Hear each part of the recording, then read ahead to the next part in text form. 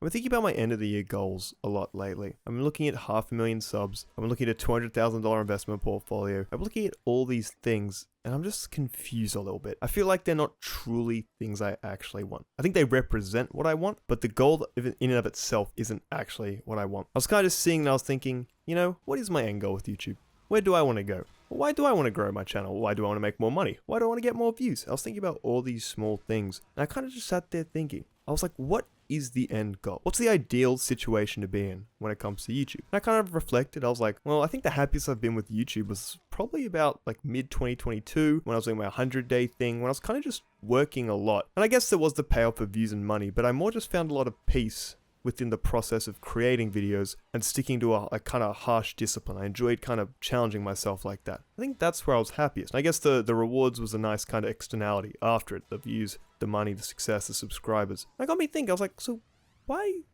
do I want 500,000 subs by the end of the year? I think it represents hard work, it represents disciplining myself, but it's not really congruent with what I actually want. And it got me thinking too about the $200,000 investment portfolio. I was like, why do I want that? The way I view money, right, is I view it as freedom. I view it as it allows me to do the things that I want. It allows me to get experiences I want. It's not like me just hoarding it greedily so I can be the big billionaire, make all the money moves. No. For me, it's more of a freedom thing. I just don't want to be stressed about my financial situation. So then I thought about it, I was like, $200,000? Do I really need to have $200,000 investment portfolio at the age of 22 or 21 even by the end of the year? That's something I really need to do. I probably could, but like I got to think about all the sacrifices that'll take, what I have to forgo, the amount of extra work that might require that I don't even want to put in, the sacrifices again, not going out as much, putting everything I earn into investments, all this stuff. I was like, do I really want that?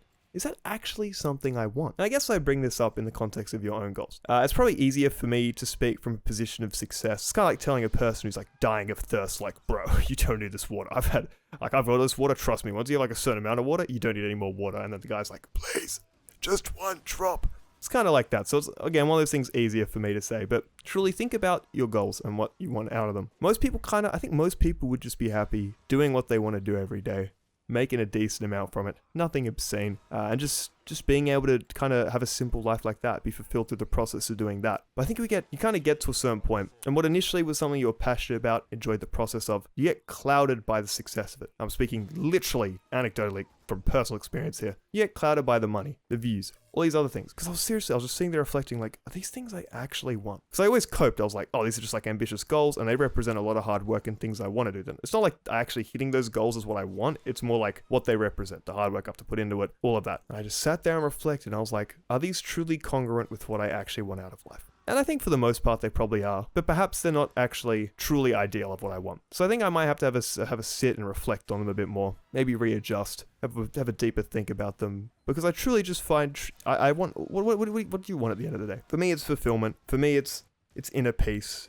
It's enjoying every day. It's not feeling stressed about having to do X or Y, and it's being able to it's freedom. It's being able to do what I want and enjoying the process of doing what I like. I think that's ultimately what I'd have to boil everything down to. So it got me thinking about these goals, and maybe you should have a think about. And I guess what I was talking about before, I don't think I finished the thought, was about like kind of this. It's easy for me to say this from a point of having achieved success, from having some crazy months of growth after Bing Soy. I can be straight up about it. I think the Bing Soy videos made something like $30,000 US. That's how much it's generated. 30,000 Australian dollars. Like achieving something like that. That's like an amount of money I don't think I ever would have imagined I'd be able to have at how old I am. And you kind of see that and you're like, oh, whoa. Even though that was like probably my favorite video to make, and it was the favorite process.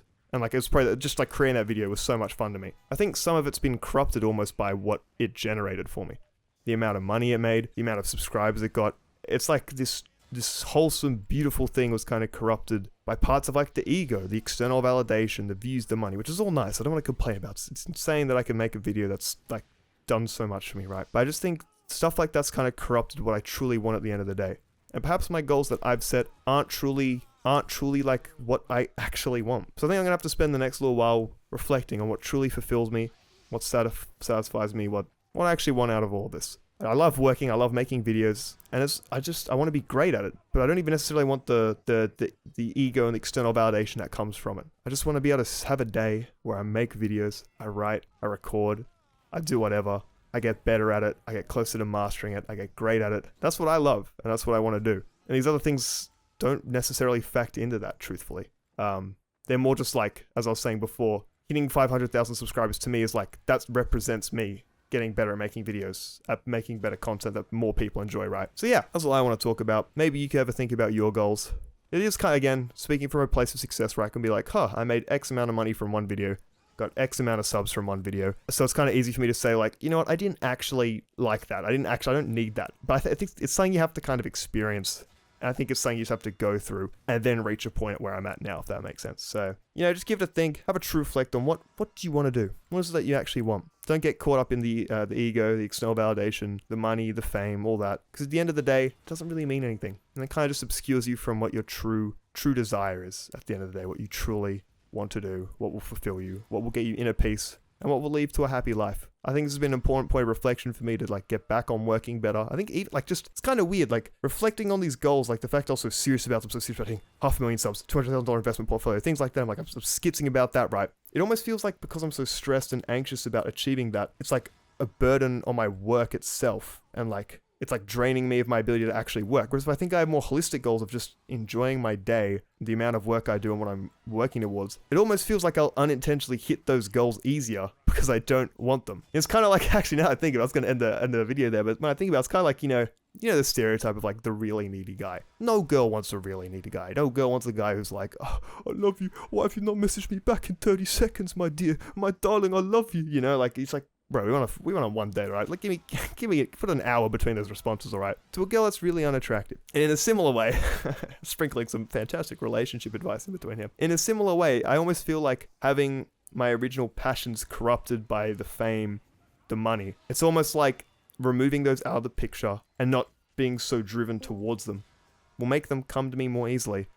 In the same way that you shouldn't be a needy little loser fuck if you're talking to a girl, Maybe that makes sense. It was just a bit of an epiphany I had as I was closing out the video. But yeah, I almost feel like if I set some better goals, more ideas are flowing to me. It's like how he talks about in Atomic Habits. Setting goals isn't actually that important. It's more you want to set up the systems that because like some goals that are like out of your reach. Like me hitting 500,000 subscribers, I don't technically directly control that. I can influence it, but I can't directly control it. And that's like with a lot of goals. If you want to be a famous actor, you want to be a musician, there's a lot of things that aren't in your power that you need to go in your favor to achieve that goal. Which is why Atomic Habits, El Maxo Shilling Atomic Habits Part 1 of 10 million. It's a better idea to set up the systems, how much you'll work a day, things that are within your control and are not up to chance. You should set those as your goals to create systems, because otherwise a lot of things are left up to luck that you don't necessarily have control over. So anyway, I kind of dragged on there, had some small little epiphanies as I was trying to close out the video, which is always a good thing. I'm very good at this. But no, that's all I want to say.